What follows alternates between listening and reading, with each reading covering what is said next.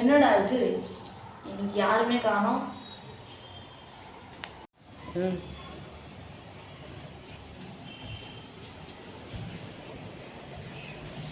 என்னன்னா இன்னைக்குன்னு பார்த்து யாருமே விளையாட வரல.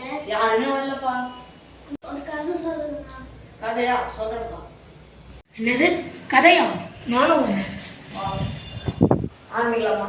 ஒரு ஊர்ல ஒரு பழ வியாபாரி இருக்காரு. அவர் வந்து ஊர் ஊரா போய் பழத்தை விற்பாரு.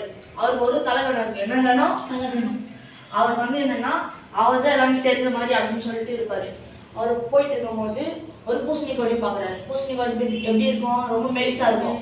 ஆனா அந்த பூசணிக்காய் வந்து ரொம்ப பெருசா இருக்கு. அதை பார்த்துட்டு கடவுள் திட்டுறாரு. என்னடா இது, இந்த பூசணிக்கொடி இவ்வளவு மெலிசா இருக்கு, ஆனா காய் மட்டும் இவ்வளவு பெருசா இருக்குன்னு திட்டிட்டு போறாரு. அடுத்த ஊர் வழியா போகும்போது ஒரு அரச மரத்தை பாக்குறாரு. அந்த அரச மரத்துல ரொம்ப சின்ன சின்ன பழமா இருக்கு. அந்த பழத்தை பார்த்துட்டு கடவுள் திட்டுறாரு. அவரு என்னடா இந்த கடவுள், எங்க பழம்லாம் இவ்வளவு குட்டி குட்டியா இருக்கு, ஆனா மரம் மட்டும் இவ்வளவு பெருசா இருக்கு அப்படின்னு சொல்லிட்டு திட்டுறாரு. திட்டிட்டு இருக்கும்போது காத்தடிக்குது. அந்த காத்தடிக்கும் போது ஒரு பழம் வந்து அவர் தர மேல விழுது. அப்போ என்ன பண்றாருன்னா ரொம்ப கத்துறாரு அவர் வழியில. அப்பதான் அவர் புரிஞ்சுக்கிறாரு கடவுள் என்னென்ன எப்படி எப்படி வைக்கணுமோ அப்படி எப்படி கரெக்டா வச்சிருக்காரு அப்படின்னு சொல்லிட்டு. ஓகேவா? இதுதான் கதை. இதோட கதையோட கருவு என்னன்னா, கடவுள் யார் யாருக்கு என்னென்ன படைக்குமோ அதை கரெக்டா படைச்சிருக்காரு. ஓகேவா? புரியுதா? ஓ அப்படியா?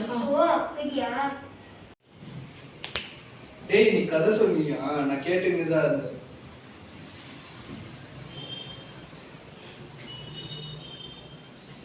உனக்கு இந்த கதைலாம் எப்படிடா தெரியும்? நாங்க சென்ஸ்டர் டியூஷன் சென்டர்ல படிக்கிறோம்டா. எங்க சார் வந்து தினமும் 5 to 10 minutes மாரல் ஸ்டோரி சொல்றாரு. அதனால எங்களுக்கு மாரல் வேல்யூஸ் வந்து இம்ப்ரூவ் ஆகுது. நன்றி.